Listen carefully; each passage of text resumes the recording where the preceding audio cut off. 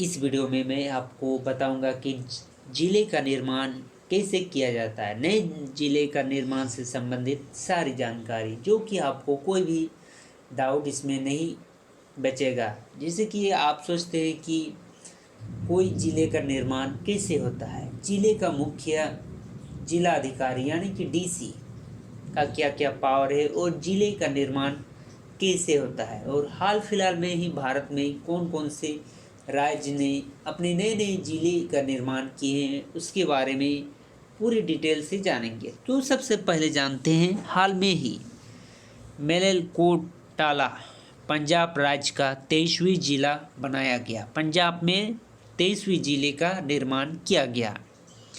और नए जिले का गठन कैसे हुआ?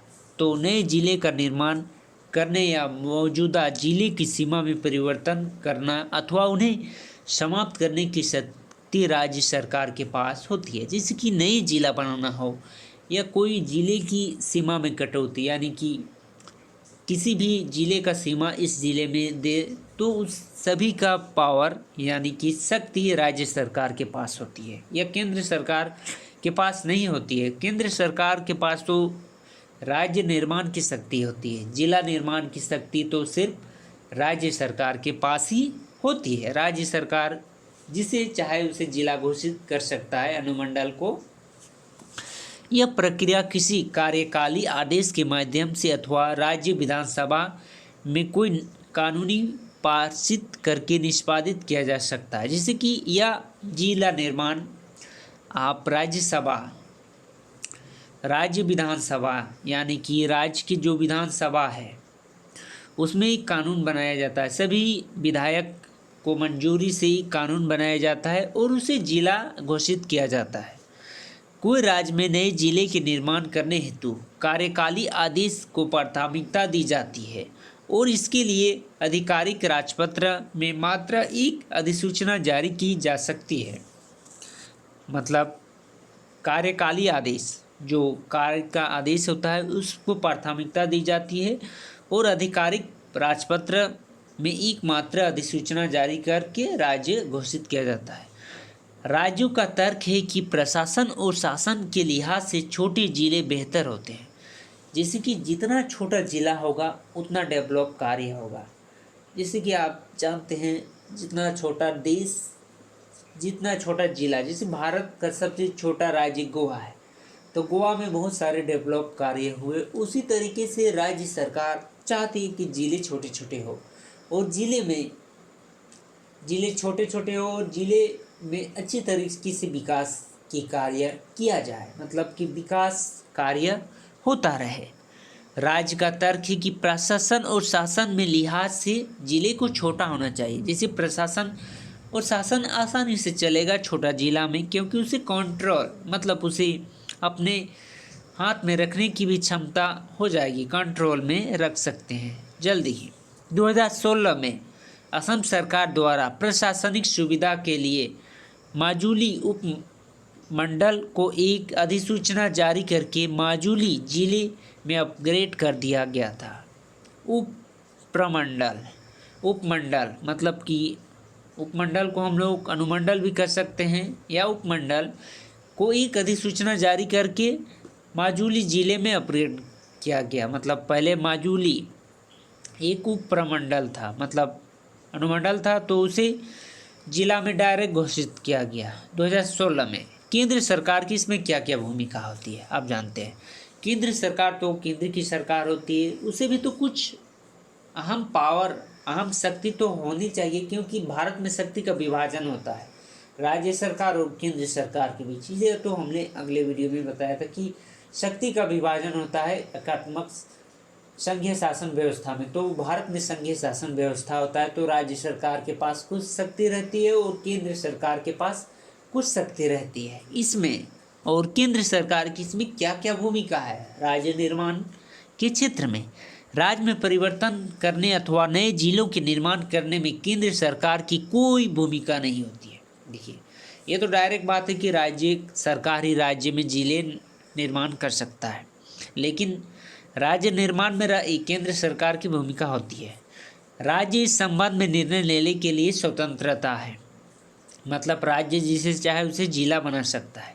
हालांकि जब कोई राज्य किसी जिले या रेलवे स्टेशन का नाम बदलना चाहता है तो उसमें गृह मंत्रालय की भूमिका होती है।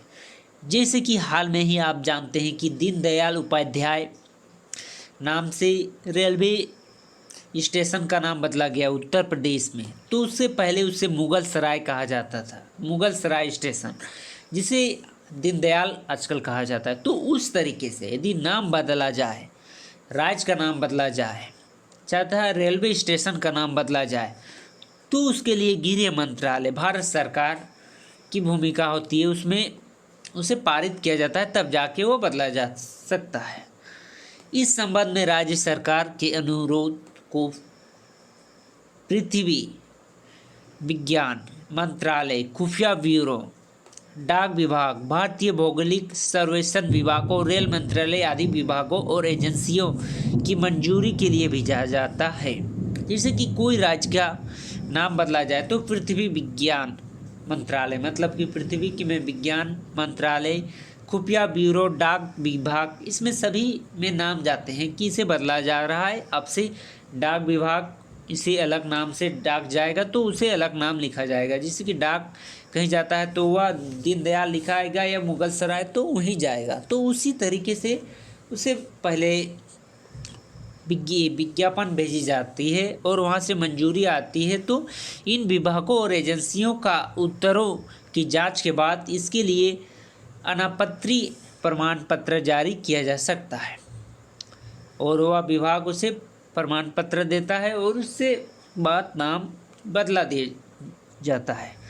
वर्तमान प्रवृत्ति, इसमें वर्तमान प्रवृत्ति क्या है? वर्ष 2011 में जनसंख्या के अनुसार देश में कुल 593 जिले थे। 2011 के जनसंख्या के अनुसार 593 जिले। जनगणना के परिमाणों से पता चला कि 2001 से 2011 के बीच राज्य द्वारा 46 जिले का निर्माण किया गया है। जैसे कि झारखंड में नया नया जिला बनाए गए हैं, जिससे रामगढ़, हजारीबाग, उसी तरीके से।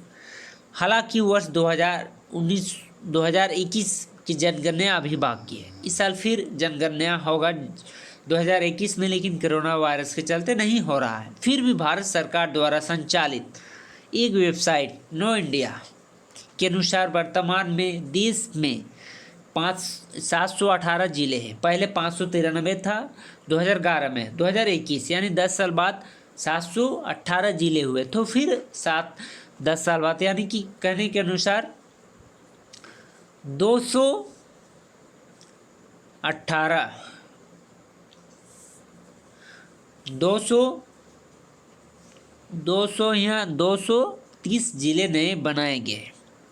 तो इसमें हम लोग नोट करते हैं जिलों की संख्या में वृद्धि एक कारण है जिले निर्माण के लिए।